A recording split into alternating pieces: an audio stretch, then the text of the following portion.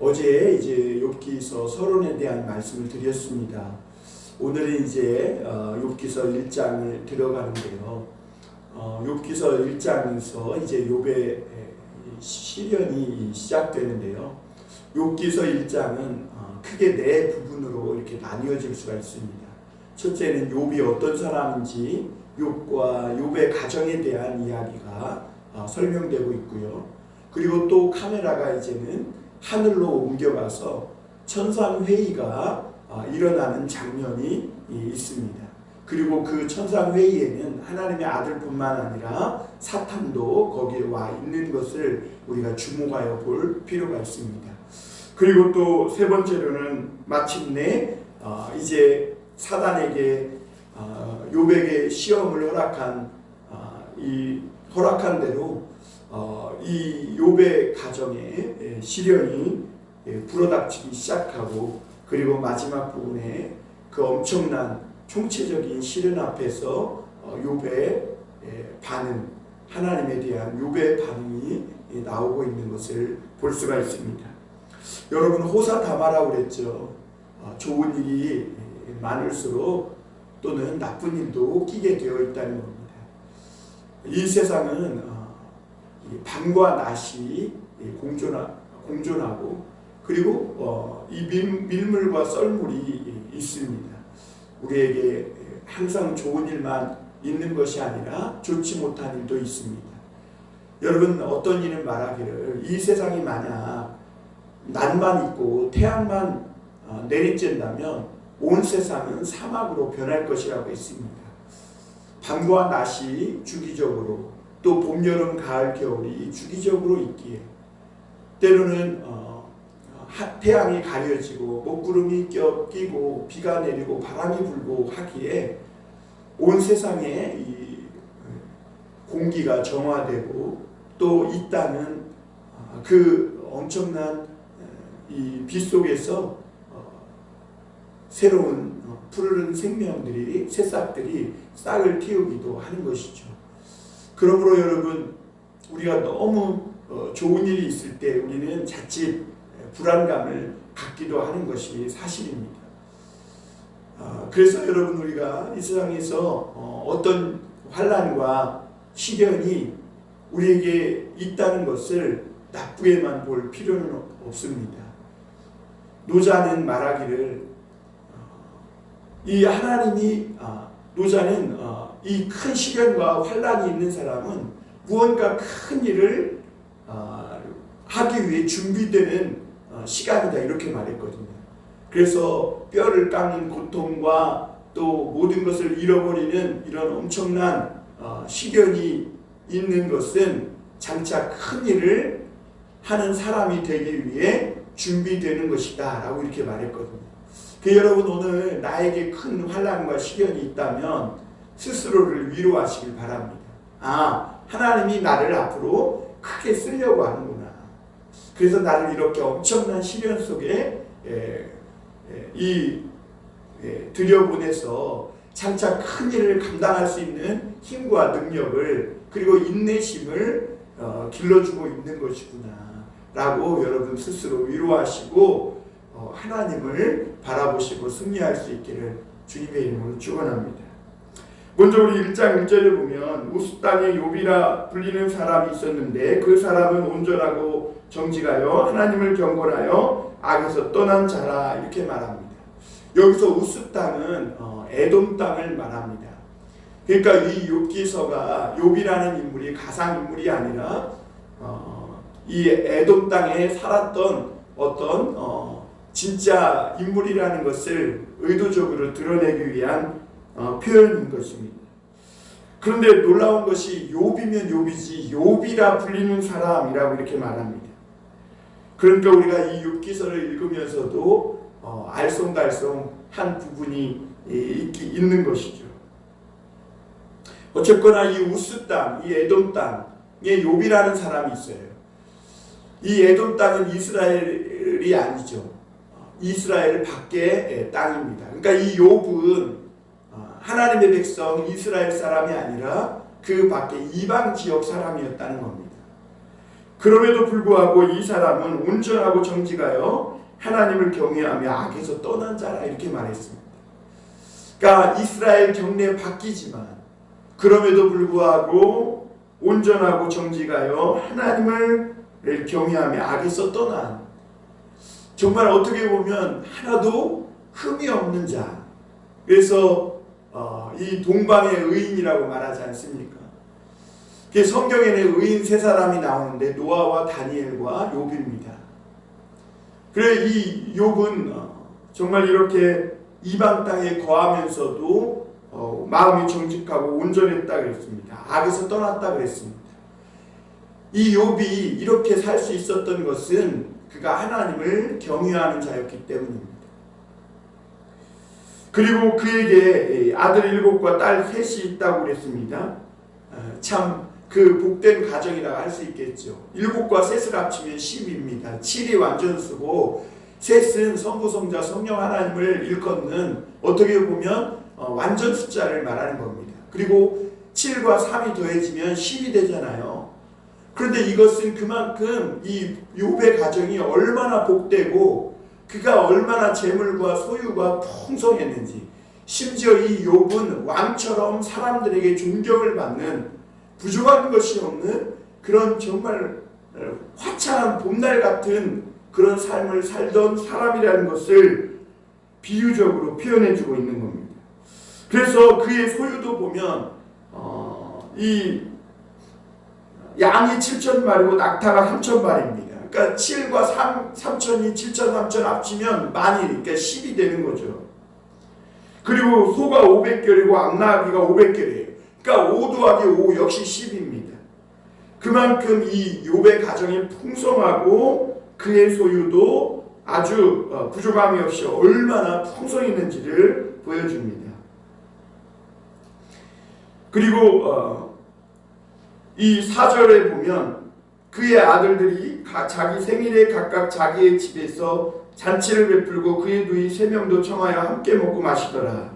게다가 이 욥의 가정은 욥이 훌륭한 사람이었고 또 그의 소유물이 많아서 엄청난 부자고 풍성했을 뿐만 아니라, 여러분 원래 이렇게 돈이 많고 재물이 많으면 가정이 온전하지 못하는 경우가 많아요. 그런데 욥의 가정은 거기에다가 이 자녀들까지 정말 서로 사랑하고 아끼고 잔치 때마다 함께 어울려서 먹고 마시는 그런 가정이었음을 볼 수가 있습니다. 그래서 그들이 5절 보면 차례대로 잔치를 끝내요. 그러니까 서로 형제끼리 우애도 좋았던 겁니다. 그런데 욥이 또 거기다가 신앙까지 줬습니다. 그 자녀들을 불러다가 이 잔치를 끝내면 혹시 죄를 지었을까봐 그 명수대로 아침마다 번제, 무슨 번제일까요? 속죄죄나 속건제겠죠. 이런 번제를 드렸다는 겁니다. 왜냐하면 5절 마지막 부분에 혹시 내 아들들이 죄를 범하여 마음으로 하나님을 욕되게 하였을까 함이라. 욥의 행위가 항상 이러하였더라. 그러니까 겉으로 드러나는 죄는 아니더라도 드러나지 않게 마음으로라도 혹시나 하나님에 대하여 불경한 마음과 불신하는 마음을 가지고 욕되게 했을까봐 혹시 있을 모를 죄에도, 그러니까 죄를 지은 것도 아니에요. 마음으로 혹시 모르게 지었을 죄를 위해서 하나님께 번제를 드렸다. 그러니까 욥의 가정은요, 욥이 정말 이렇게 정직하고 온전하고 악에서 떠난 하나님을 경외하는 사람이었을 뿐만 아니라 그의 재산이 풍성했고 거기다가 자녀들의 형제들끼리 우애도 좋습니다. 또한 무엇보다 신앙도 좋습니다. 믿음도 좋아요. 정말 완벽한 가정입니다. 정말 이 욥의 가정은 그야말로 화창한 봄날이고 정말 맑은 햇살이 이 가정을 비추고 있는 듯 합니다. 그러나 여러분, 너무 이렇게 화창한 봄날만 이어지면 언젠가 이 먹구름이 물려와서 바람과 소나기가 쏟아지는 것 아니겠어요? 비발디의 사계도 보면 빰빰빰빰빰빰 하면서 이 봄이 나오기도 하지만 조금 더 지나면 이제 우르릉쾅쾅 하면서 새까만 먹구름이 몰려오고 비가 내리고 바람이 부는 듯한 그런 분위기를 표현해내는 것을 볼 수가 있습니다. 그러듯이 이제 카메라가 옮겨져서 이제 6절에 보면 하루는 하나님의 아들들이 와서 여호와 앞에 섰고 사탄도 그들 가운데 온지라 이렇게 말합니다. 여러분 천상회의가 열렸는데 거기에 하나님의 아들도 있고 사단도 있습니다. 여러분 하나님 앞에 어떻게 사탄도 설 수 있을까? 우리가 성경의 기독교 신학으로 보면 이 죄는 하나님과 함께할 수 없다고 그랬는데 어떻게 이렇게 이 죄 많은 이 사탄이 이 악이 하나님 앞에 와서 하나님의 회의에 천상회의에 참여할 수 있을까? 이런 의문이 들기도 합니다. 그런데 여러분 이 말씀은 이 세상에 선과 악이 공존하고 있음을 보여주는 것입니다. 그리고 7절에 보면 이 여호와께서 사탄에게 이르시되 내가 어디서 왔느냐 묻습니다. 이 사단의 근원을 묻는 겁니다. 그러자 이 사단이 이 8절에서 얘기하죠. 내가 7절에서 사탄이 여호와께 대답하여 이르되 땅을 두루 돌아 여기저기 다녀왔나이다 이렇게 말합니다. 하나님이 사단이 어디서 왔느냐 물으니까 땅을 두루 돌아다니며 여기저기 다녀왔나이다. 여러분 사단은 이렇게 온 땅을 두루 이 여기저기 들쑤시고 다니며 이런저런 정보를 물어다가 서로 질투하게 하고 분열되게 하고 다투게 하는 그런 종류에서 비롯됐음을 보게 됩니다. 그러니까 이 사단은 정함이 없는 겁니다. 온전하지 못한 겁니다. 방황하는 자고 여기저기 돌아다니면서 많은 정보를 가져다가 모르는 것이 없어요. 많은 정보를 가져다가 서로 고소고발하고 다투게 하고 분열을 일으키는 근원이 되는 겁니다. 여러분 이 노아의 방주에서도 보면 이 물이 얼마나 감했는지를 알아보기 위해서 까마귀를 내놓잖아요. 노아가.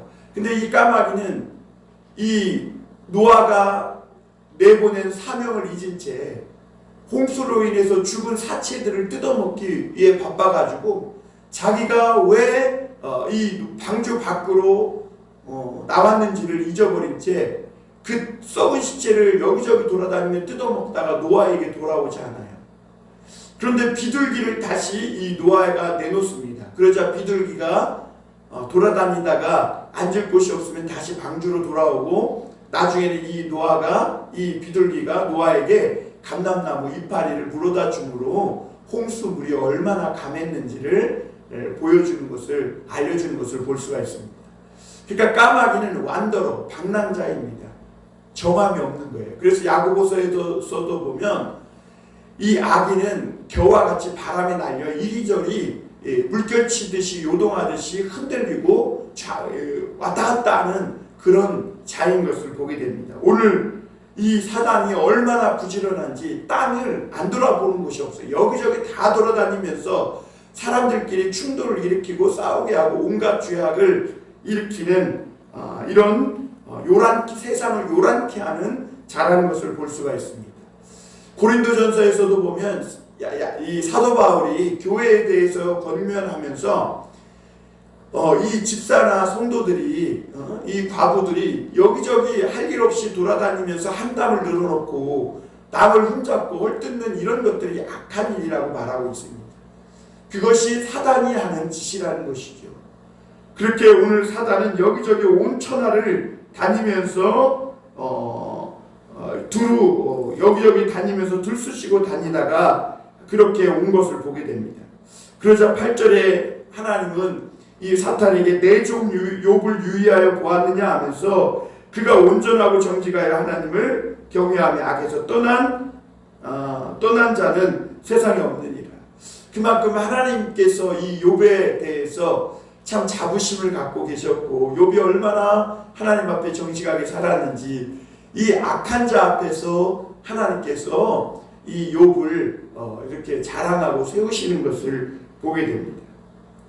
그러자 사단이 9절에서 의미심장한 말을 합니다. 사단이 여호와께 대답하여 이르되 욥이 어찌 까닭없이 하나님을 경외하리까. 여기서 중요한 말이 까닭없이입니다. 욥이 까닭없이 하나님을 섬기겠느냐, 이유가 있다는 거죠. 저가 그렇게 하나님을 경외하고 그렇게 하나님을 사랑하고 열심히 신앙생활을 하는 이때는 이유가 있다는 겁니다. 교회에 와서 그렇게 헌금하고 봉사하고 그렇게 믿음으로 신앙으로 살아가는 데에는 저가 다 이유가 있지 이유 없이 그렇게 하지는 않는다는 겁니다. 그러자 이제 이 10절에서 사탄은 이렇게 말합니다. 주께서 그와 그의 집과 그의 모든 소유물을 울타리로 두르심 때문이 아니니까 주께서 그의 손으로 하는 말을 복되게 하사 그의 소유물이 땅에 넘치게 하셨음이니. 그러니까 사단은 하나님이 이 욥을 가정을 울타리를 두르셔서 모든 것을 지켜주시고 보호해 주실 뿐만 아니라 하는 일마다 잘되고 복되게 했다는 거예요. 그러니까 그의 가정이 소유가 넘치고 정말 우리가 앞서서 욥의 가정을 본 것처럼 욥도 정직하고 악에서 떠나고 그리고 그의 가정도 형제끼리 우애도 좋고 그리고 막 재물도 풍성하고 그리고 땅에서 존경을 받고 이런 모든 것들이 하나님이 그의 집에 울타리를 쳐서 모든 것을 지켜주시고 보호해 주시기 때문에 복을 주시기 때문에 그런 것이 아니냐. 그러면서 이제 12절에 보면 11절에 보면 하나님이 만약 손을 펴서 이 욥의 가정에 이 소유물을 치고 환난을 주면 오늘 그 11절 마지막 부분에 있는 것처럼 그리하시면 틀림없이 주를 향하여 이 욕하지 않겠나이까. 틀림없이 그리하면 분명히 환난을 주시고 그 고난을 주시면 이 욥이 분명히 틀림없이 하나님을 욕할 것이다. 이렇게 하나님 앞에 내기를 거는 것이죠. 이게 까닭없이 욥이 하나님을 믿고 섬기겠느냐는 거죠. 여러분 이러한 것은 오늘날 우리에게도 사단이 도전하는 거죠. 너가 까닭없이 교회 다니고 까닭없이 하나님을 믿느냐. 하나님이 널 지켜주니까 너가 그렇게 하나님을 믿고 신앙생활하는 거지. 너 조금만 환난과 어려움이 있어봐. 너가 하나님을 욕하고 떠나지 않겠냐는 것이죠. 그러나 여러분 다니엘이 그리 아니하실지라도 나는 왕에게 절하지도 않고 굴복하지도 않고 오직 하나님께만 경배하겠다 해서 사자굴에 들어갔죠. 여러분 오늘 사실 우리는 인간은 힘들고 어려울 때 하나님을 찾는 그런 습성이 있습니다. 그럼에도 불구하고 우리 인간이 쉽게 이렇게 아니라고 대답할 수 없는 것이 뭐냐면 하나님이 우리에게 축복해 주시고 우리를 지켜주시지 않고 우리에게 환난과 어려움이 있다면 그래도 과연 우리가 아무런 대가 없이 어떤 보상 없이 정말 하나님을 경외할 수 있느냐 하는 것이죠. 오늘 이 사단의 말은 오늘 하나님을 믿는다고 하는 저와 여러분들에게 도전하고 있는 겁니다. 과연 하나님이 정말 너를 축복하시지 않고 지켜주시지 않는 것처럼 이 내 인생에 어떤 그 큰 환난과 어려움이 온다면 아무런 대가 없이 보상 없이 정말 순수하게 그럼에도 불구하고 그리 아니하실지라도 하나님께 예배하는 사람이 될 수 있겠느냐. 이 믿음과 이 신앙 오직 의인은 믿음으로 말미암아 산다는 이 믿음을 가질 수 있겠느냐 하는 것이죠. 여러분은 어떻습니까? 여러분은 정말 하나님이 아무런 신앙에 대한 여러분의 믿음에 대한 여러분의 헌신과 그 충성에 대한 아무런 보상을 해주시지 않는다고 해도 여러분 하나님을 경외할 수 있겠습니까? 여러분 오늘 자신에게 한번 진지하게 한번 물어볼 수 있길 바랍니다. 많은 이들이 이 하나님을 믿는 대가로 무언가 얻어내길 원합니다. 그것을 기복신앙이라고 그러죠. 그러기에 사람도 그것을 가지고 하나님 앞에 고발하고 있는 겁니다. 만약 하나님이 이 손을 들어서 욥의 가정을 치면 저가 틀림없이 하나님 욕할 것이다. 주를 향하여 욕할 것이다. 주님이 지금 욥의 가정을 지켜주기 위해 둘렀던 울타리를 걷어내시고 거기에 온갖 짐승이 들락날락하게 한다면 반드시 저가 욕할 것이라고 하나님 앞에 당당히 내기를 건 걸 보게 됩니다. 그리고 13절부터 이제 갑자기 평안하던 그 욥의 가정, 화창한 봄달과 같았던 이 욥의 가정에 새까만 먹구름이 몰려오면서 엄청난 비바람과 우박이 막 온갖 재앙의 비가 쏟아지는 걸 보게 됩니다. 네 가지 환란이 연속해서 일어나는데요. 이것은 여러분 정말 이 나쁜 일이 생길 때는 겹쳐서 온다 그러잖아요. 그래서 첩첩산중이라고 그러잖아요. 얼마나 급박하게 이 욥의 가정이 어려움을 당했는지를 보여주고 있습니다. 갑자기 수바 사람이 이르러서 막 그 소유물을 빼앗고 종들을 죽이고 또 하나님의 하늘에서 불이 임해서 막 태워 죽이고 그리고 갈대아 사람이 와서 종들을 죽이고 심지어 나중에는 바람이 불어서 집 내 모퉁이를 치니까 그 욥의 자녀들이 다 죽게 되는 것을 보게 됩니다. 그의 소유물뿐만 아니라 그의 자녀까지 정말 한 번에 잃어버립니다. 뭐라고 말로 표현할 수 없는 사람의 이성과 사람의 그 상식으로는 이해할 수 없는 이런 정말 안타깝고 끔찍한 재앙들이 욥의 가정에 불어닥친 것을 보게 됩니다. 그때 20절에 보면 욥이 일어나 겉옷을 찢고 머리털을 밀고 땅에 엎드려 예배하며 그랬습니다. 욥이 일어나 겉옷을 찢었다는 것은 그의 마음에 얼마나 갈기갈기 찢겨졌는지를 표현해 주는 말입니다. 여러분 소유물을 잃은 것은 그래도 아마 욥이 괜찮았을 겁니다. 그런데 그의 사랑하고 복된 자녀들이 여러분 욥이 자녀들이 혹시라도 마음으로 죄 지을까봐 하나님 앞에 그들을 성결케 하기 위해서 번제를 드릴 만큼 끔찍이 자녀들을 사랑했던 아버지였습니다. 그런데 그 자녀들이 하루아침에 다 죽고 그의 소유물이 한 번에 다 날아갑니다. 그러자 그는 마음이 갈기갈기 찢어졌고 머리털을 밀었다는 것은 그가 아무런 힘이 없고 무력하다는 것을 의미합니다. 그리고 땅에 엎드려져 예배하니라 그랬습니다. 그리고 하나님을 쳐다보는 것입니다.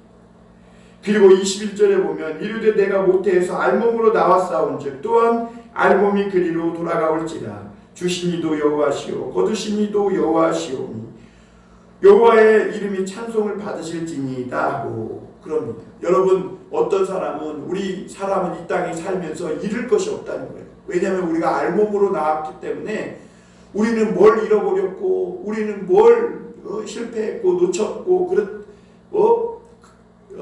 다 날려먹었다고 이렇게 얘기하지만 사실 우리는요 잃어버릴 것이 없는 인생이에요. 왜냐하면 우리가 갖고 나온 것이 없어요. 공수래 공수겁니다.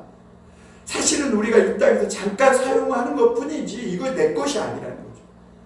그러므로 여러분 우리가 이런 일에 너무 마음을 쏟고 막 안타까워 아파할 필요도 없어요. 여러분 우리 인생은 적신으로 나왔기 때문에 잃어버릴 것도 없는 거. 오히려 우리에게 무언가가 있다면 그 있는 것이 하나님 앞에 큰 은혜고 감사할 거리고 그 하나님이 주신 축복을 가지고 잃어버리기 전에 마음껏 사용하고 또 하나님께 영광 돌리면 되는 것이죠. 그래서 욥도 그 찢어지는 마음 가운데에서 내가 알몸으로 나왔사오니 알몸으로 돌아갈지어다. 주신 이도 여호와시오 거두시 이도 여호와시오니 주의 이름이 찬송을 받으실지어다. 이렇게 말합니다. 여러분 아무리 그래도 저는 이 부분을 읽으면서 욥이 이해가 안 되더라고요.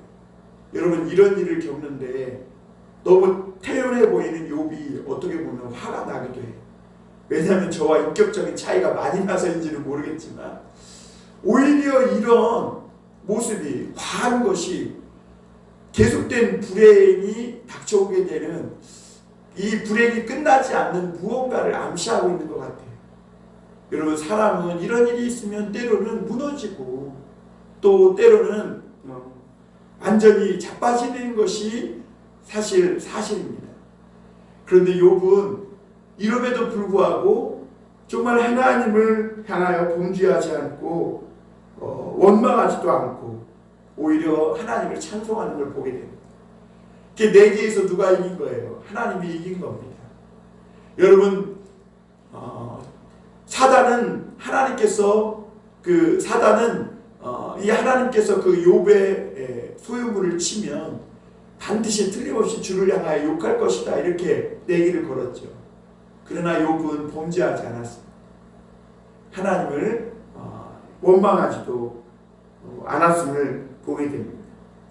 여러분 우리가 여기서 이렇게 주목해 볼 것은 환난은 사단으로 말미암지 않았다는 겁니다. 오늘 하나님께서 이 허락하신 것이지 사단이 우리에게 막 환난을 주고 우리의 인생을 뒤집어 엎을 수 있는 그런 자격이 있는 것이 아닙니다. 하나님께서 이 환난을 허락했기에 우리에게 환난이 있는 겁니다.